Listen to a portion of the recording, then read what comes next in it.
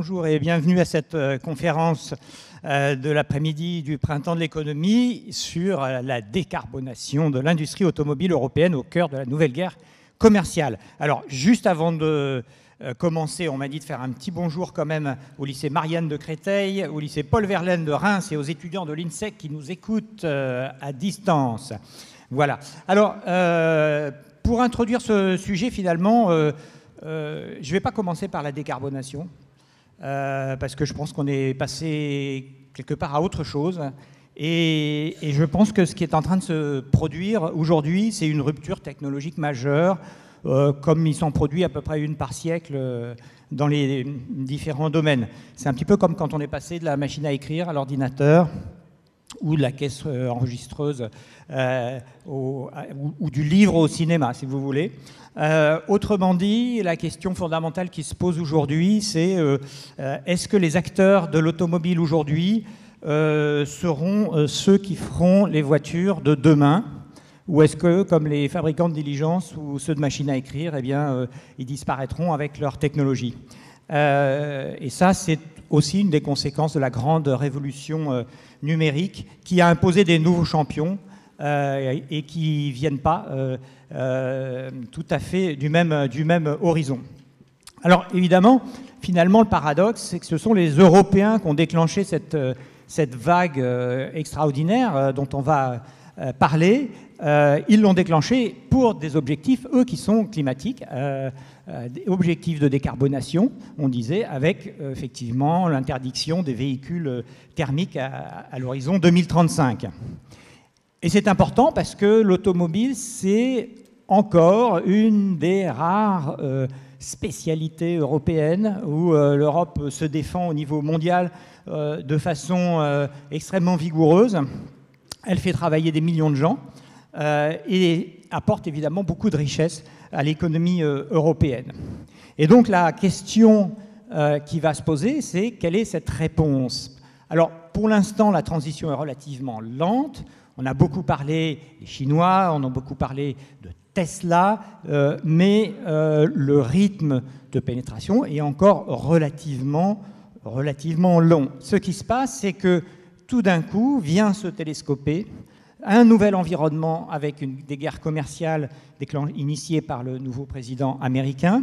Et on se trouve aujourd'hui devant un bouleversement économique et technologique et géopolitique qui entremêle des enjeux climatiques, une guerre commerciale et une rupture technologique. Ça fait quand même beaucoup, quoi. Alors on va essayer de décrypter tout ça avec nos invités. À mes côtés, Didier Kling, vous êtes président de la Chambre de commerce et d'industrie de l'Île-de-France. À ses côtés, Elvire Fabry. Vous êtes chercheuse en géopolitique du commerce à l'Institut Jacques Delors. Donc vous travaillez sur l'Europe et le commerce. À ses côtés, Tommaso Pardi. Vous êtes sociologue, vous êtes spécialiste de l'automobile, de l'industrie automobile, et vous dirigez le GERPISA, groupe de recherche permanent sur l'industrie et les salariés de l'automobile. C'est une espèce de grand think tank qui réfléchit sur tous les tenants et les aboutissants de l'industrie automobile, notamment dans le domaine social. Et puis, alors j'ai interverti, mais Vincent Vicard à ses côtés. Donc Vincent Vicard, c'est le barbu, pour ceux qui veulent.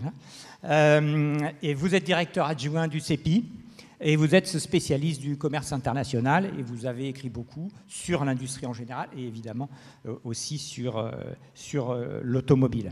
Alors, la première question, je vous propose que finalement on traite ça, au moins on traite deux grandes questions qui sont où en est-on aujourd'hui, et puis qu'est-ce qu'on peut faire, quelles sont les solutions que l'Europe peut apporter aux défis qui se posent à elle.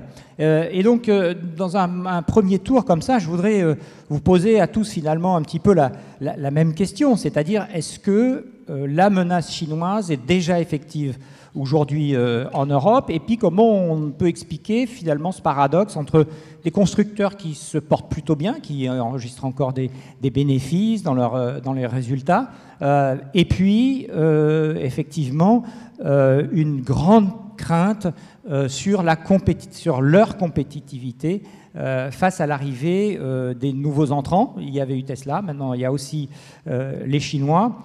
Alors j'ai peut-être commencé par Tommaso Pardi, tiens, puisque vous êtes quand même au cœur de la machine, vous dialoguez en permanence et avec les constructeurs, vous connaissez très très bien ce milieu. Est-ce que c'est la panique en Europe ? Alors, la conjoncture est effectivement très compliquée.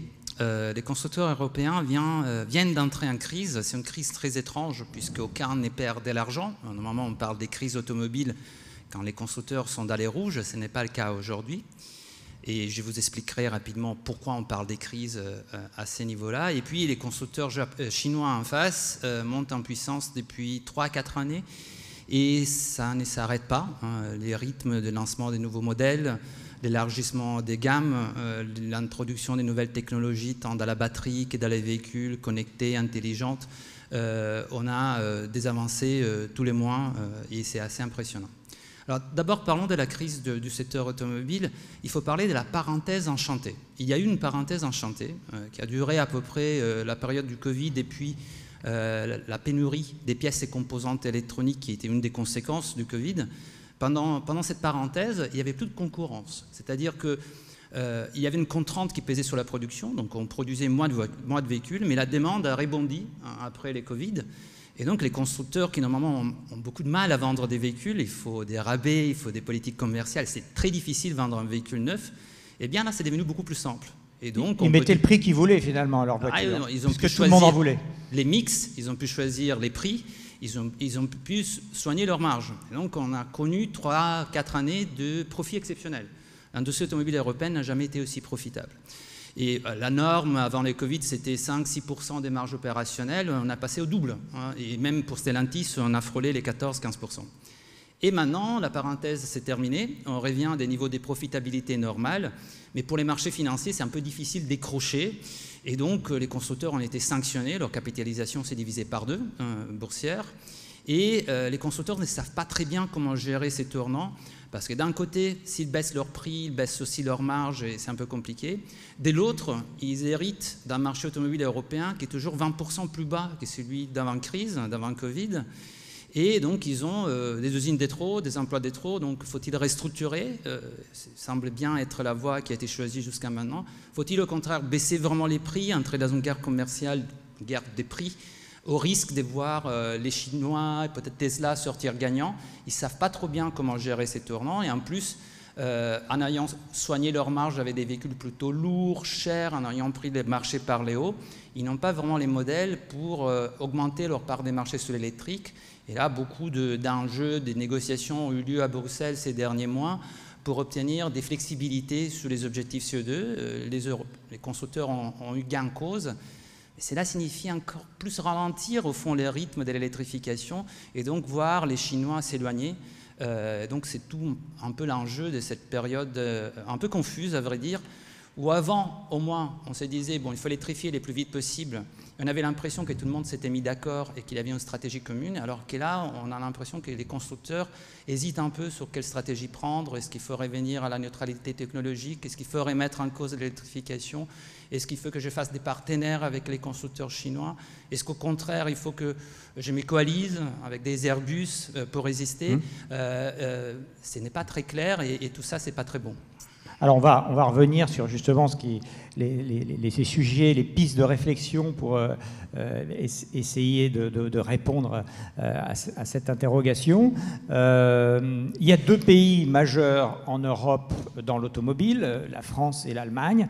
Est-ce que leur situation est très différente? Quelle est la différence finalement entre les constructeurs français et les constructeurs allemands? Ou est-ce qu'il n'y en a pas? Il y a une énorme différence, bien entendu. D'abord, on produit beaucoup plus de voitures en Allemagne toujours, alors qu'on en produit de moins en moins en France. Il y a une désindustrialisation automobile qui est à l'œuvre depuis 2005-2006 et qui ne cesse pas avec l'électrification, malheureusement. Aujourd'hui, en France, on a un niveau de production automobile on est revenu au niveau du début des années 60, en termes des volumes de production automobile. Donc il y a une grave crise de la production automobile en France. Et l'électrification, on espérait un peu, c'est en tout cas comme ça qu'Emmanuel Macron l'avait présenté lors du plan de sauvetage de l'industrie automobile pendant la Covid, comme une opportunité de renverser la vapeur, de réindustrialiser. Et il y a eu quelques signaux positifs, notamment des investissements dans les Hauts-de-France, gigafactory, production automobile à Douai.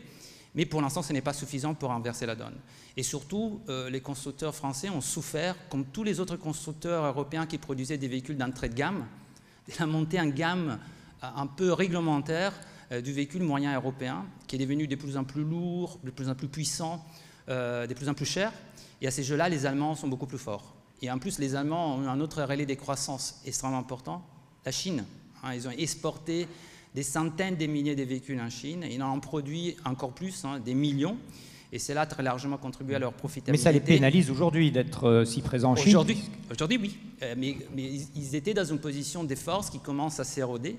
Et d'ailleurs, c'est une des problématiques, c'est-à-dire est-ce que les Allemands sont prêts à se rendre compte que leur modèle, qui a très bien marché jusqu'à maintenant, est aujourd'hui structurellement en crise et que pour l'intérêt de l'ensemble de l'Europe, il faut changer des modèles en Allemagne et donc accepter, d'une part, l'effet que l'Eldorado chinois, c'est fini, d'autre part que d'un coup, il faut se protéger de la Chine et non plus, comme avant, laisser tout ouvert parce que maintenant, c'est eux qui gagnent des parts des marchés en Chine, en Europe et font des profits en Europe et c'est plus l'Europe. Et troisièmement, c'est aussi repenser tous les cadres réglementaires européens qui étaient très favorables à cette montée en gamme, aux véhicules premium allemands. Et maintenant, on a besoin de véhicules électriques d'entrée de gamme, et donc il faut changer les règles pour favoriser cela. Alors, juste pour fixer les idées, combien d'emplois en France, combien d'emplois en Allemagne? Alors, en France, on doit être, vraiment de manière très générale, à la louche, autour de 200 000 emplois qui restent dans l'industrie automobile à peu près, en intégrant les fournisseurs et les équipementiers. 200 000. 200 000 à peu près, on doit être 170 000, 180 000 pour être précis.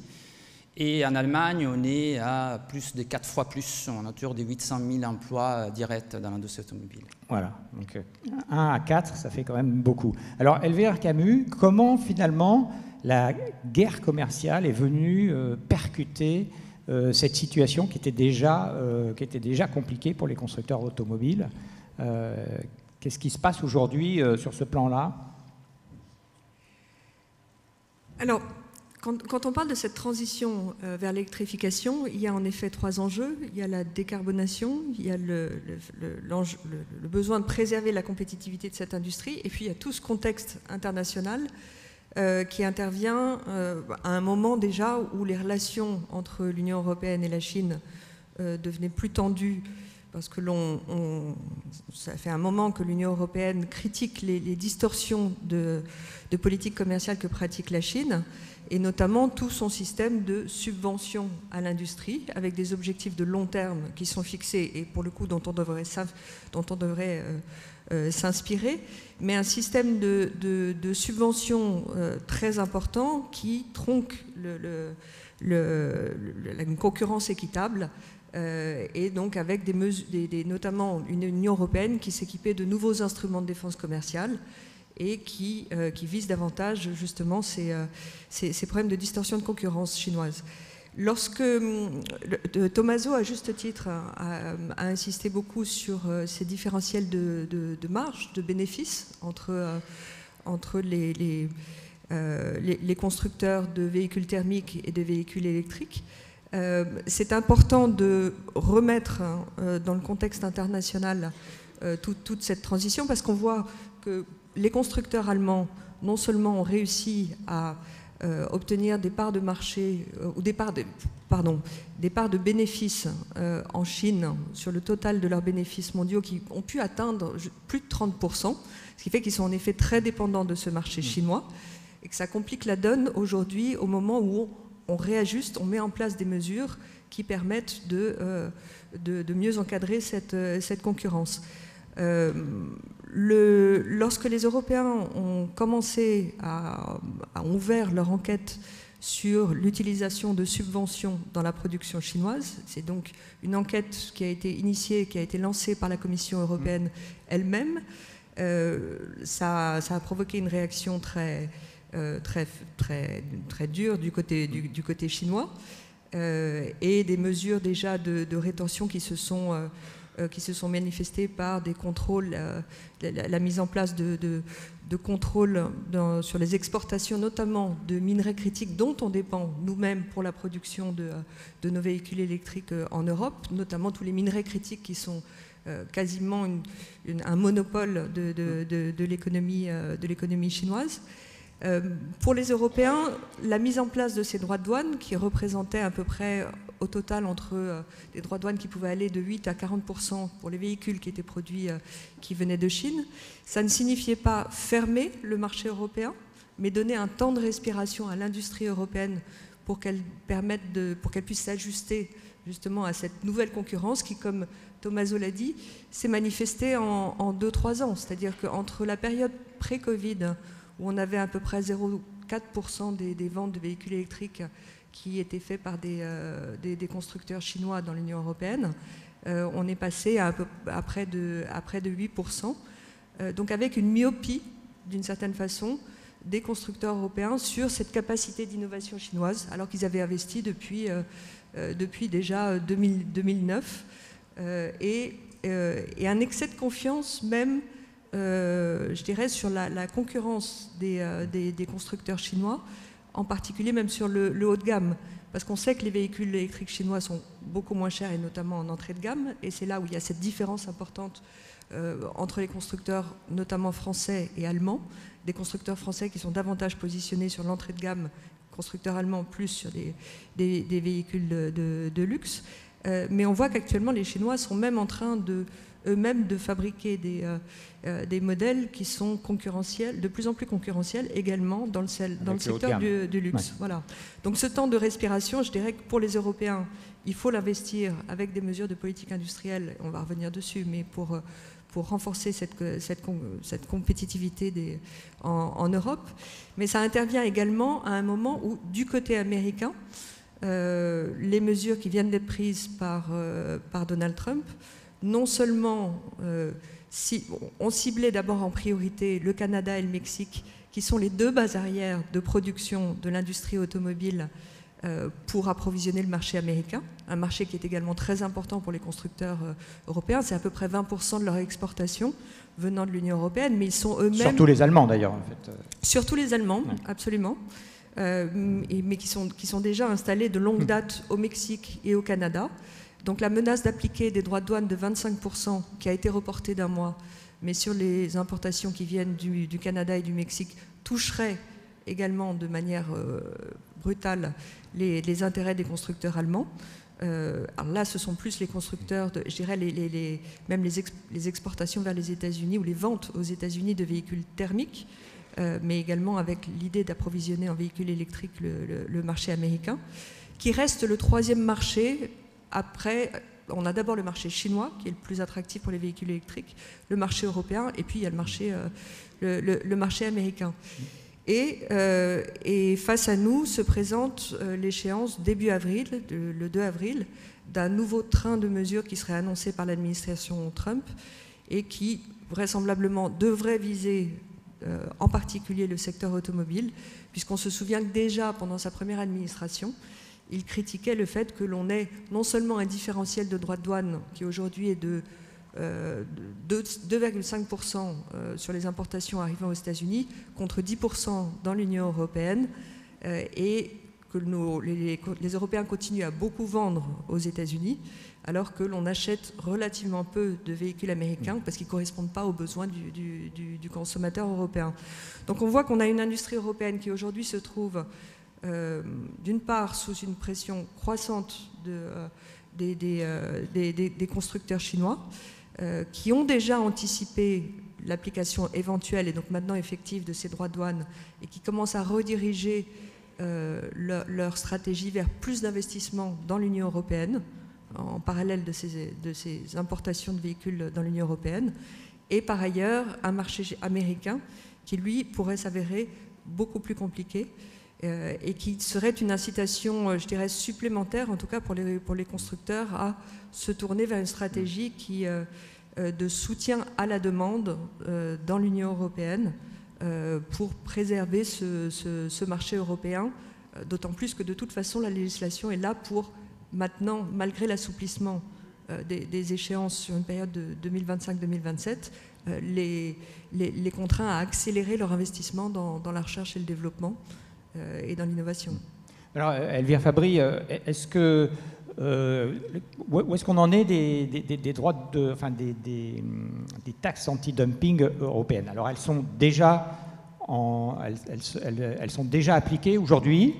Est-ce qu'il y a un effet quelconque dessus? Qu'est-ce qu'on sait finalement de l'application actuelle? Parce qu'en plus, c'est compliqué, effectivement, vous le disiez, c'est par constructeur, c'est-à-dire, je crois, Tesla, c'est, je ne sais plus, 8%, quelque chose comme ça, et puis certains Chinois comme BYD, ça va être 25%, enfin, donc c'est assez compliqué. C'est déjà rentré en application, ça marche C'est entré en application, et en effet, non seulement c'est par constructeur, mais ça signifie que même des constructeurs européens qui produisent en Chine et qui importent leurs véhicules dans l'Union européenne sont eux-mêmes soumis à des droits de douane, ce qui a conduit même BMW à porter plainte contre la Commission européenne, contre l'Union européenne, à l'OMC.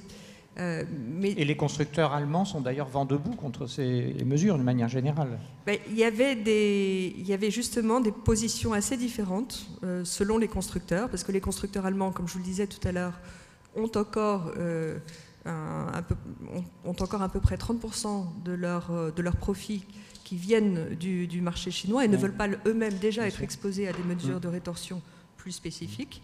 Et par ailleurs donc, sont soumis à ces droits de douane, alors que les constructeurs français ne sont quasiment pas présents sur le marché chinois, se sont même retirés du marché chinois et ont misé beaucoup plus sur le marché européen ou américain.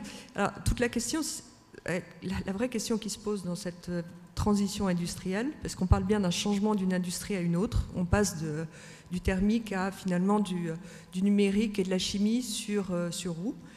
La question qui se pose, c'est de savoir si ce qui a été la caractéristique majeure de cette industrie, qui est une production régionalisée, on produit sur un marché pour vendre au consommateur local, va évoluer avec une Chine qui commence à devenir beaucoup plus une plateforme d'exportation.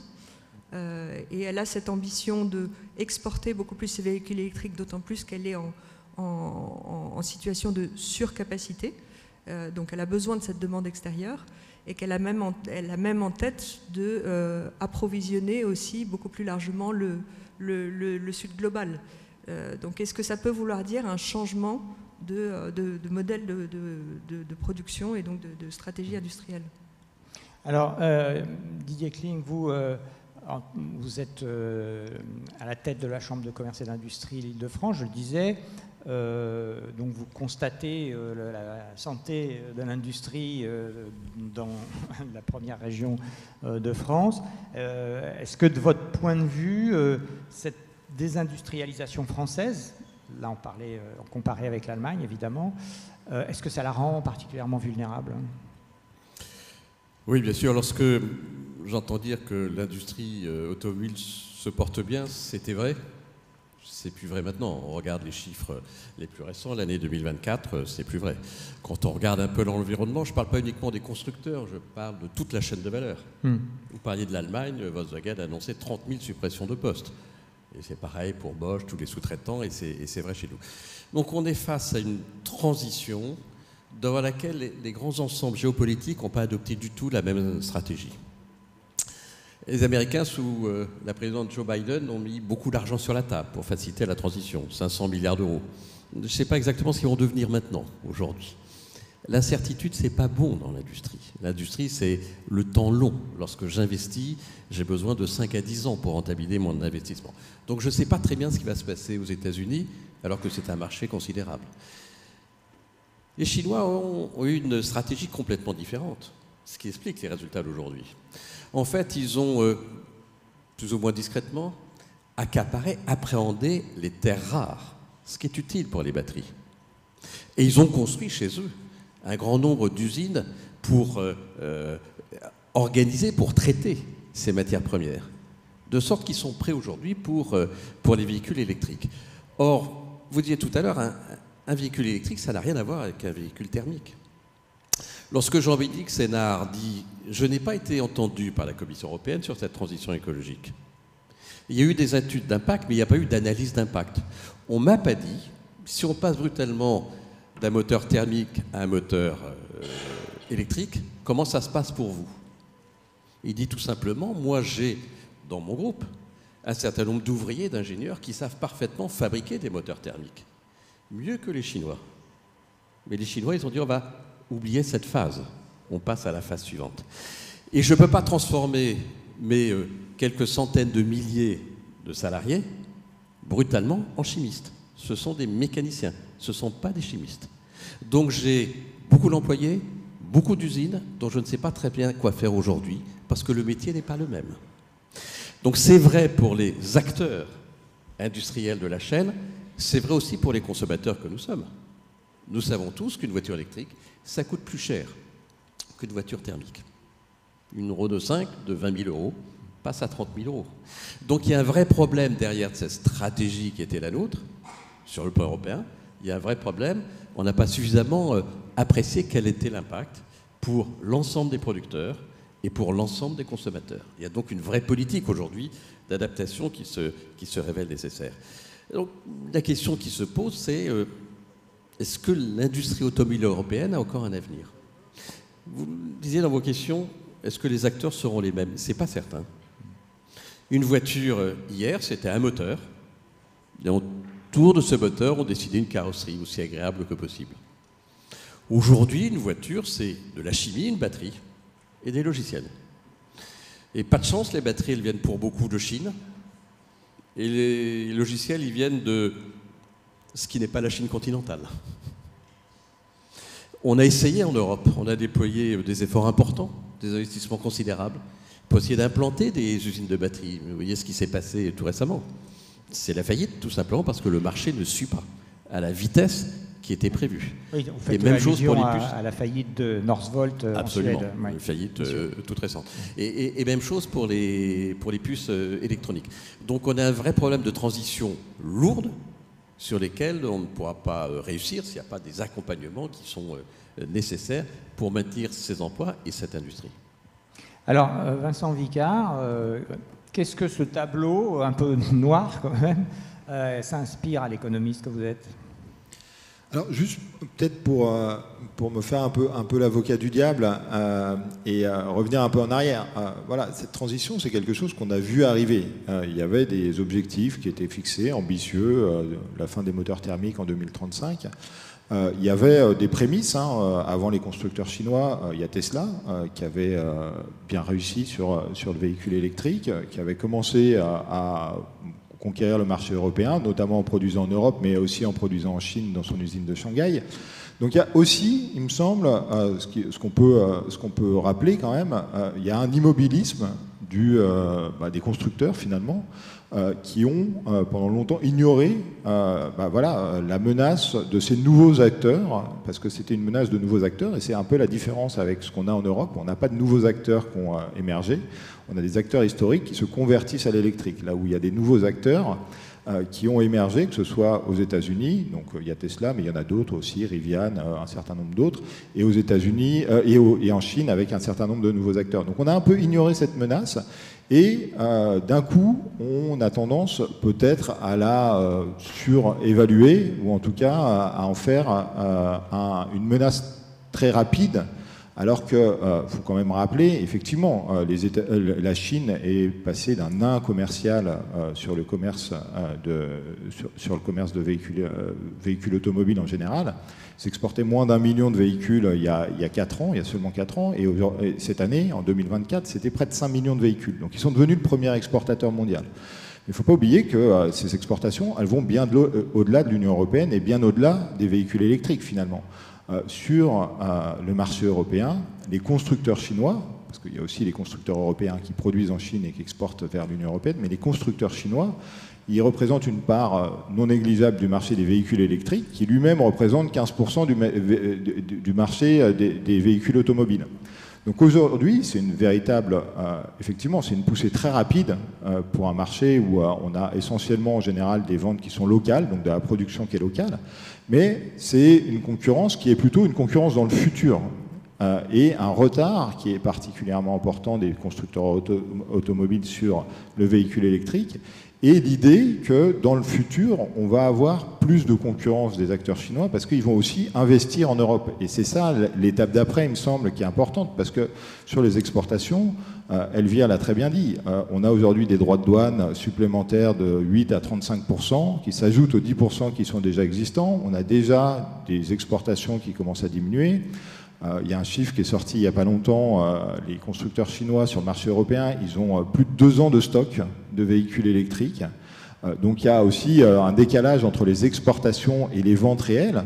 Donc il me semble qu'il y a cette menace qui est plutôt effectivement une menace sur le marché qui est émergent, sur lesquels les constructeurs européens sont en retard, et sur un accès au marché qui va sûrement se faire de manière différente avec des projets d'investissement qui existent déjà. BYD qui a déjà annoncé un projet d'investissement qui va se faire en Hongrie, éventuellement un autre qui commence à être évoqué en Allemagne. Donc des constructeurs qui vont pouvoir faire beaucoup plus de concurrence directement aux producteurs européens sur le marché européen. Donc ça, c'est la première dimension. Mais il me semble que, de ce point de vue-là, il y a effectivement un peu de temps qui a été aussi acheté par la protection commerciale, et puis un peu de temps peut-être qui a été perdu par le reculer les échéances sur le véhicule électrique et qui fait moins de contraintes pour les producteurs européens, là où les producteurs chinois vont continuer à avancer. Donc ça, c'est une première dimension où on a encore des acteurs sur ce front-là. Il me semble qu'il y a une deuxième dimension qui est importante, c'est le segment des batteries. Voire encore plus en amont dans la chaîne de valeur sur les métaux critiques, sur les terres rares, où là, pour le coup, il y a un véritable retard européen qui paraît extrêmement important, au moins une génération, en tout cas c'est qui est évoqué en général, sur les batteries et sur les technologies de batterie. Et là, pour le coup, on est vraiment sur un retournement où les Européens n'ont pas l'habitude de se retrouver dans une situation où c'est la Chine qui est à la frontière technologique et les Européens qui sont en retard et qui doivent, alors la Chine et puis d'autres acteurs, il y a aussi des acteurs coréens et des acteurs japonais, mais l'Europe qui doit repenser ses outils pour avoir des transferts de technologie de ces acteurs pour pouvoir développer la production sur le sol national. Parce que pour les batteries aussi, on a de la production sur le sol national. Mais la question, c'est est-ce qu'on a uniquement la production ou est-ce qu'on a aussi toutes les activités qui sont associées, les activités de technologie, la production au-delà des cellules de batterie, des cathodes, des anodes, etc. etc. Et c'est toute cette chaîne de valeur qui va se localiser éventuellement en Europe, éventuellement dans le pourtour européen, ça pourrait être au Maroc ou en Turquie. Et donc c'est toutes ces questions qui sont posées de comment accompagner les acteurs pour se localiser, les acteurs étrangers pour se localiser sur le territoire européen et les inciter ou les obliger à faire des transferts de technologie et à localiser une partie importante de la chaîne de valeur sur le territoire européen, qui est vraiment l'enjeu à mon sens aujourd'hui. Alors ça tombe très bien parce que finalement vous faites l'introduction un peu au deuxième thème qu'on va traiter, qui est voilà, qu'est-ce qu'on fait maintenant, hein. Alors en gros il y a effectivement c'est pas 3 solutions, mais en tout cas 3 pistes en parallèle. Il y a les taxes douanières, on en parlait, c'est-à-dire ralentir l'arrivée des concurrents un petit peu trop agressifs. Il y a évidemment l'investissement technologique, donc mettre plus d'argent, et puis évidemment le dernier, c'est les alliances, c'est-à-dire est-ce que finalement il ne faut pas s'allier avec la concurrence, renverser un petit peu renverser le sens finalement historique où c'était les Chinois qui copiaient les Européens, et maintenant c'est les Européens qui vont peut-être devoir copier les Chinois. Alors Tommaso, comment ces 3 pistes, évidemment, elles ne sont pas du tout du même ordre. Qu'est-ce qu'il faut faire ? Alors, il y a eu un dialogue stratégique sur l'avenir de l'industrie automobile les mois derniers à Bruxelles, initié par la Commission, et ça a accouché un plan d'action qui a été présenté le 5 mars. Et comme c'est souvent le cas, je pense, depuis les débuts de cette aventure avec l'Union européenne, on a l'impression que les verres soient à moitié pleins, soit à moitié vides, selon qu'on le voit, mais il n'est jamais complètement plein.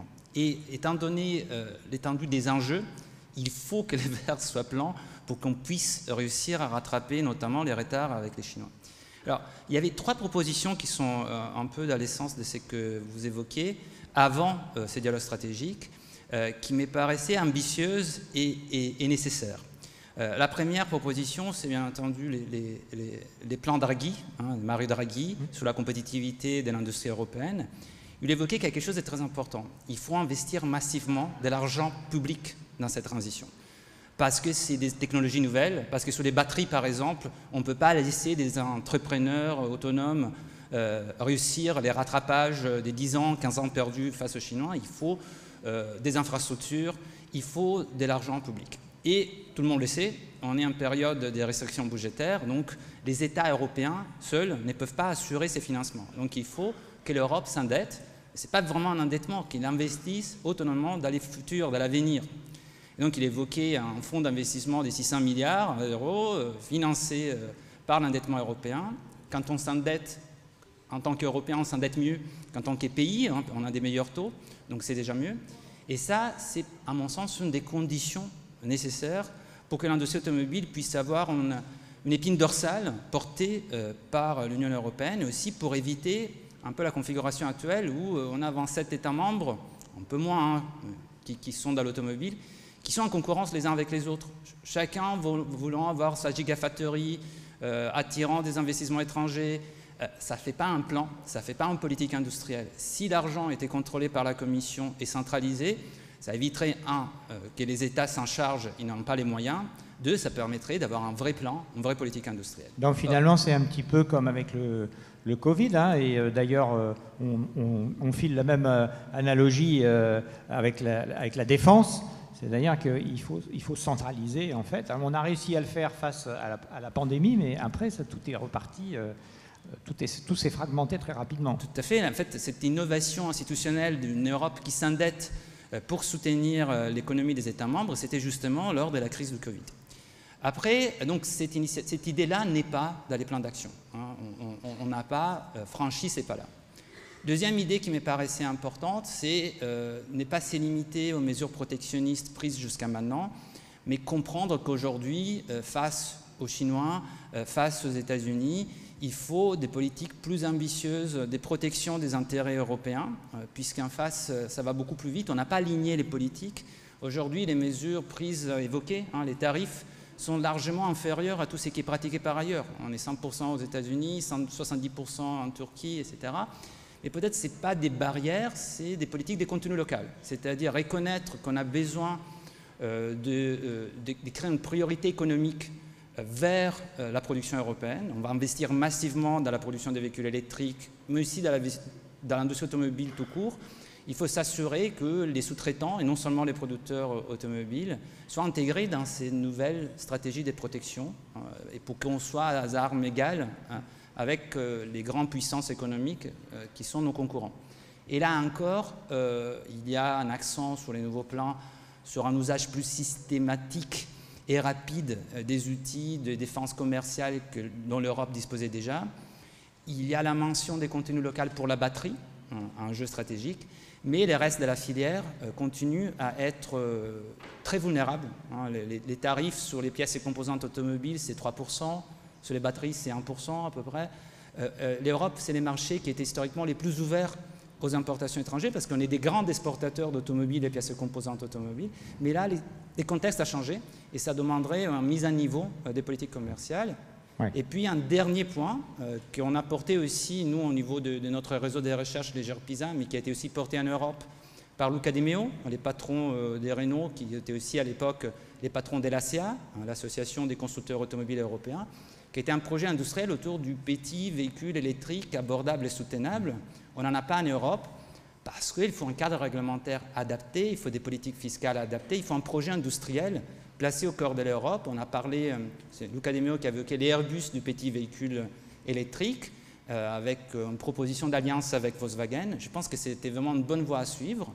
C'est évoqué à la marge du dialogue stratégique, mais là encore, on n'a pas ce projet des politiques industrielles. Quel véhicule électrique on veut, comment on peut les soutenir de manière coordonnée pour tous les États membres, tous les marchés, pour tous les citoyens européens.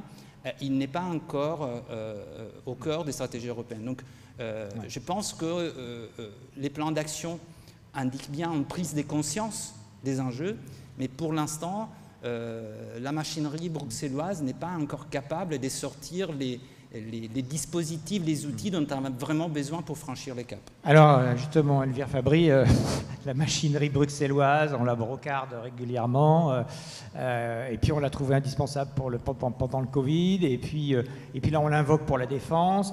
Est-ce qu'elle est de taille à relever le défi de la voiture électrique ?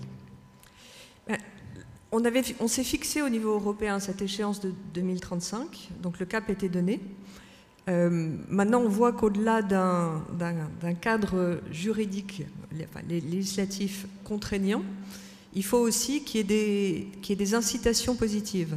Et il y a un élément essentiel dans cette transition qui est de soutenir la demande. Et ce dont a pâti l'industrie automobile au sein du marché unique, c'est qu'on a affaire à un marché qui est encore beaucoup trop fragmenté.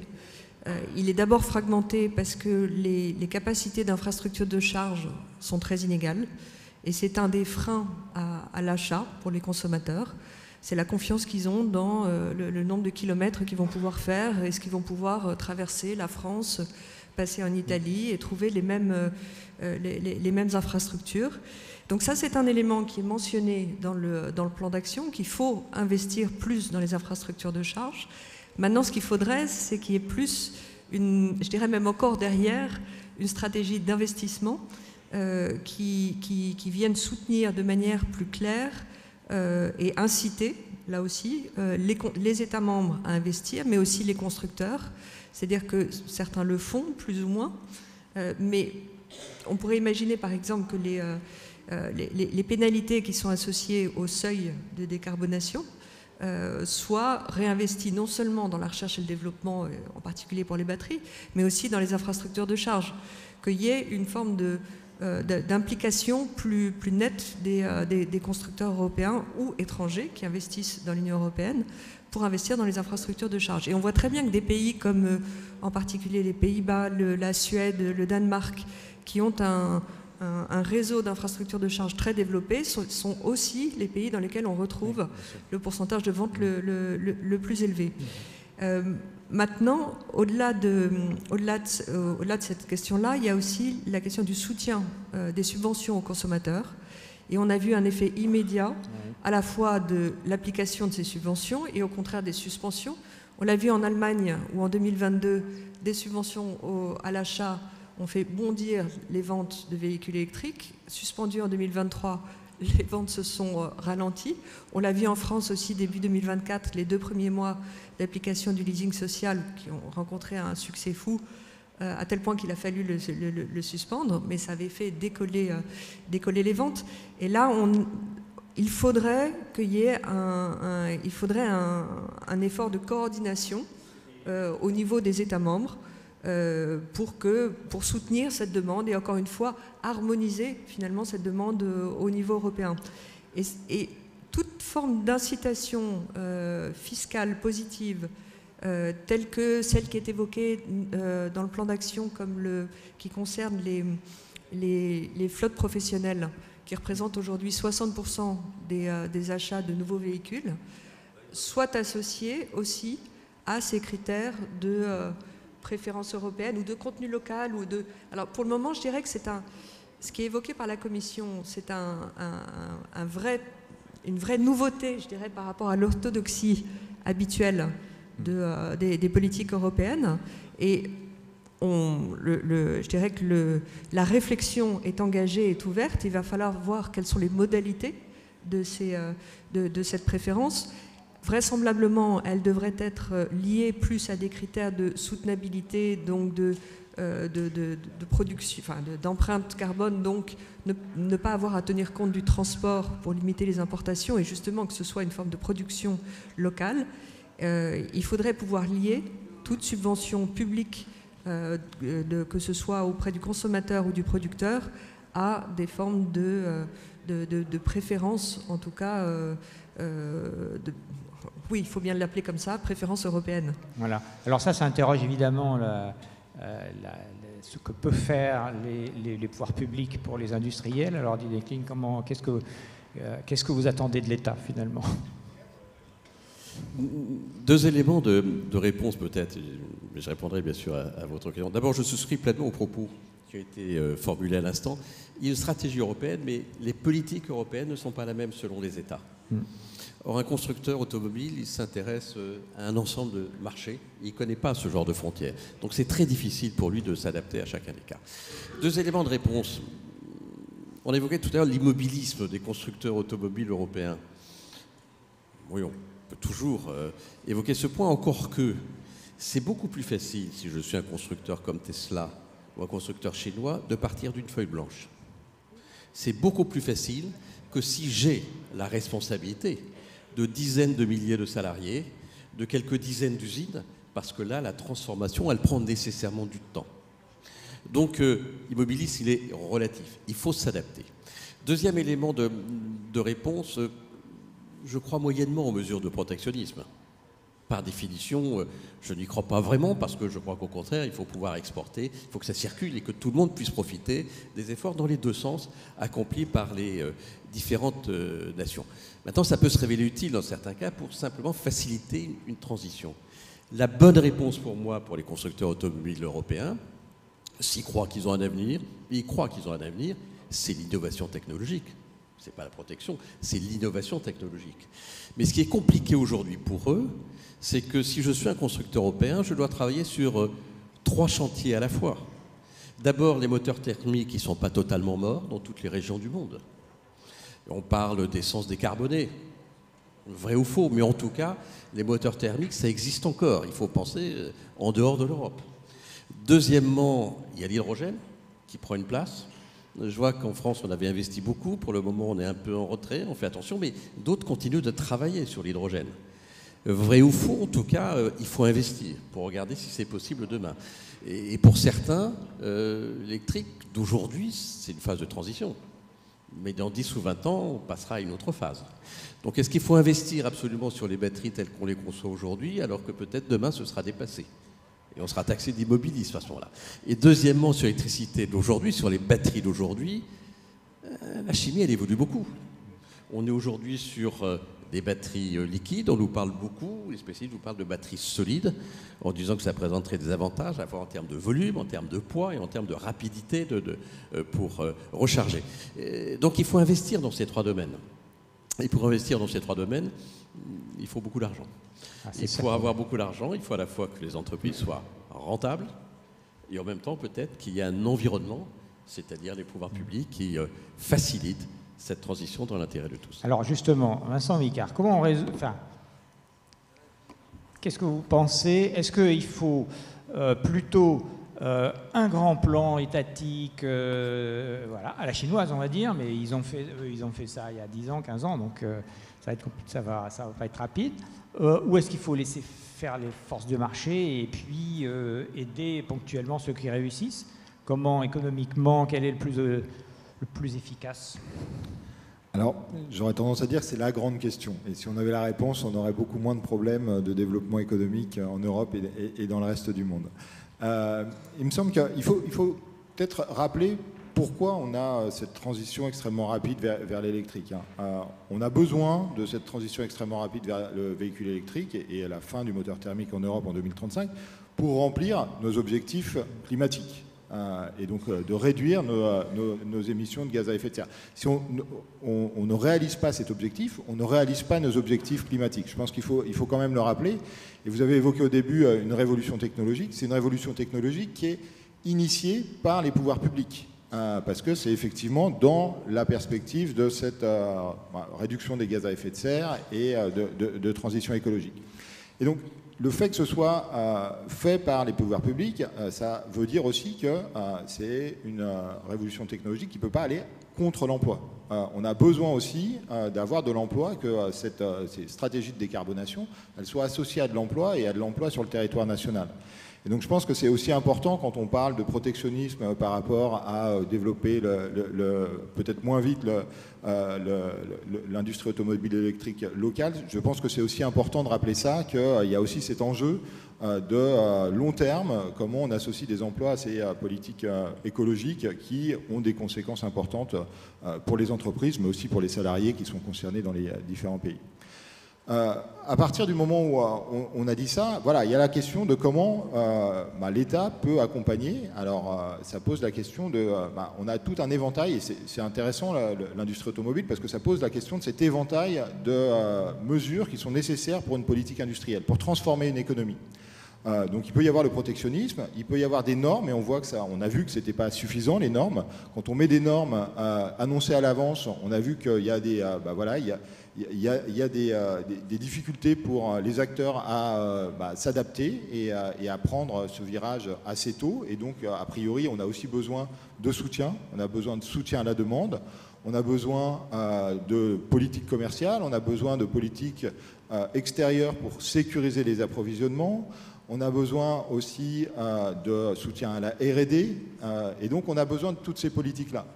La question maintenant, c'est des politiques qui coûtent cher. Est-ce qu'on peut s'attendre à ce que, dans un avenir rapide, à quelques années, est-ce qu'on peut s'attendre à ce qu'au niveau de la Commission européenne, comme c'était évoqué tout à l'heure, est-ce qu'au niveau de la Commission européenne, on peut avoir des fonds importants qui vont être mis en avant ?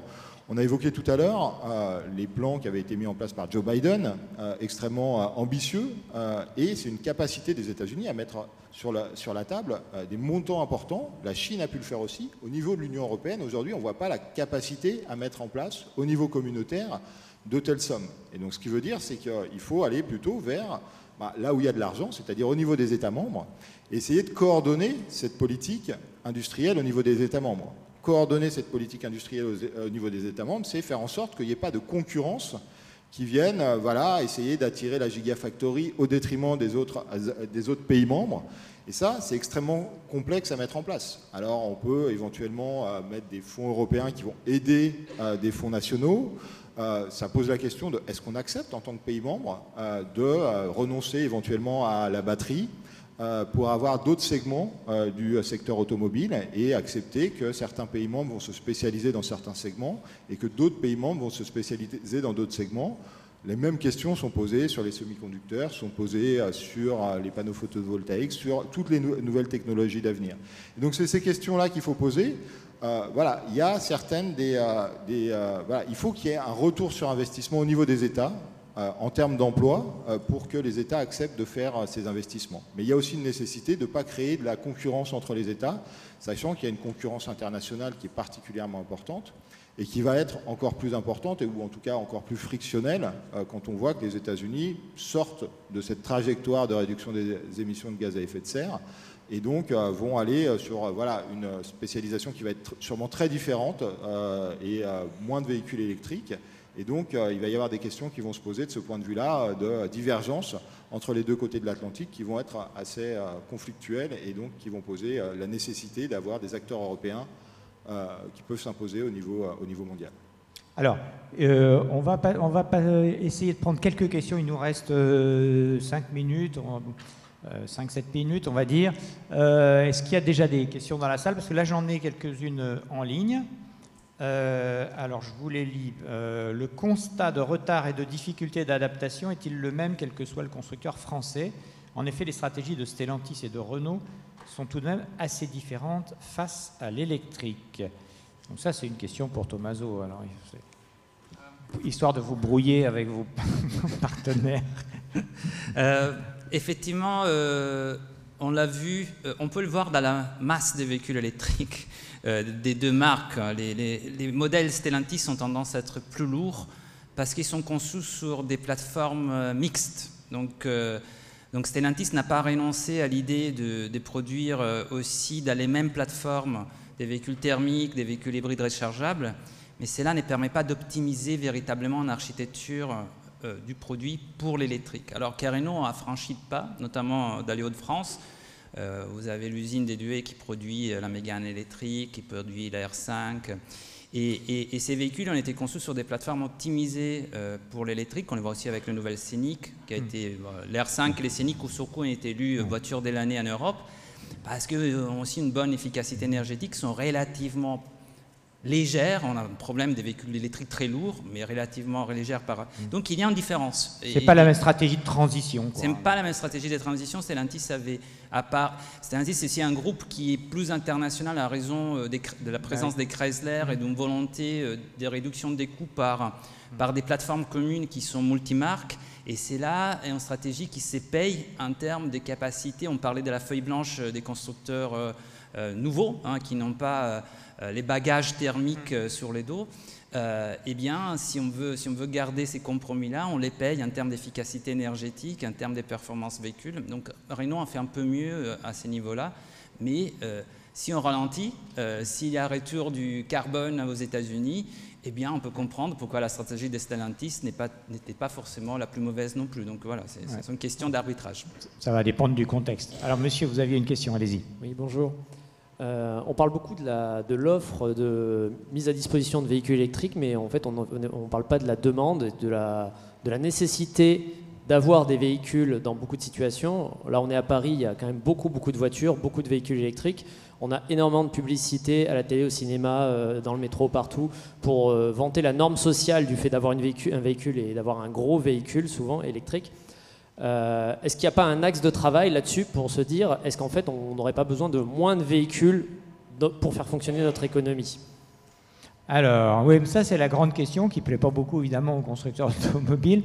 Est-ce que la transition, c'est aussi la transition vers moins de voitures? Alors bon, évidemment, c'est encore pour le sociologue, mais peut-être...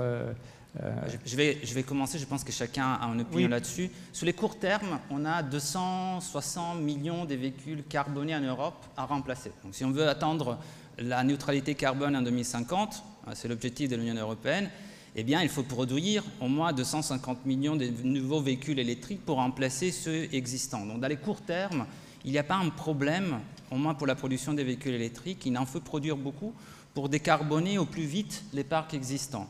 À terme, effectivement, il faut envisager, une fois produits ces véhicules électriques, il faudra de moins en moins de nouveaux véhicules, parce que les véhicules électriques ont aussi, au moins a priori, si on arrive à bien garder en vie la batterie, à ne pas à l'entretenir, à la réparer, c'est un autre enjeu des véhicules électriques, ils vont durer beaucoup plus. Un véhicule thermique, 20, 25 ans, un véhicule électrique peut être tranquillement 30, 35 ans, parce qu'il va...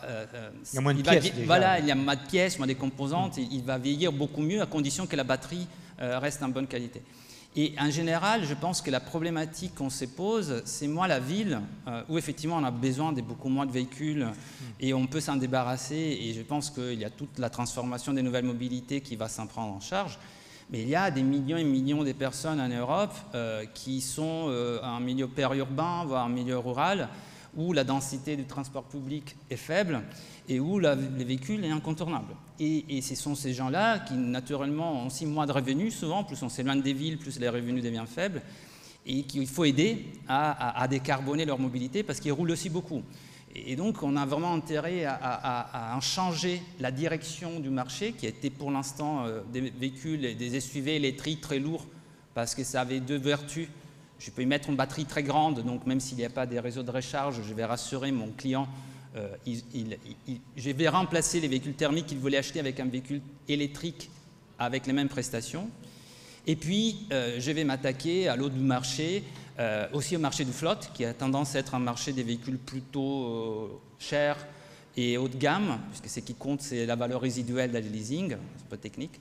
Mais bon, là, il faut changer complètement des braquets. Il faut aller équiper les ménages qui ont besoin de rouler avec un véhicule. Là, il le faut, avec des véhicules beaucoup plus légers, beaucoup plus abordables. Alors, on va faire il nous reste 2-3 minutes là. Donc, un tour de table très, très rapide sur cette question, parce qu'elle, finalement, elle est assez fondamentale. C'est une rupture technologique, c'est une contrainte environnementale.